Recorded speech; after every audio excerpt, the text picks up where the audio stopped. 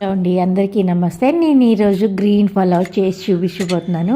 ముందుగా ఒక మిక్సీ జార్లోని పచ్చిమిర్చి, అల్లం, వెల్లుల్లి, కొబ్బరి, అలాగే ఒక కప్పు పుదీనా, కొత్తిమీర వేసి మెత్తగా గ్రైండ్ చేసి పెట్టుకోవాలి.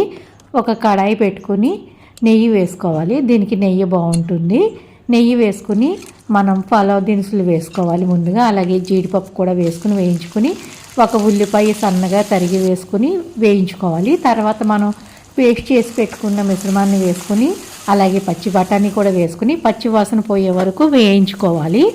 వేగిన తర్వాత మనం ముందుగా నానబెట్టుకున్న బాస్మతి రైస్ వేసుకోవాలి. 1.5 కప్పు నీళ్లు పోసుకొని కొద్దిగా సాల్ట్ వేసుకుని దీన్ని ఉడికించుకోవాలి. మీడియం ఫ్లేమ్ మీద పెట్టుకుని ఉడికించుకోవాలి. రెడీ అయిపోయింది. ఎంతో టేస్టీగా ఉండే గ్రీన్ పలావ్.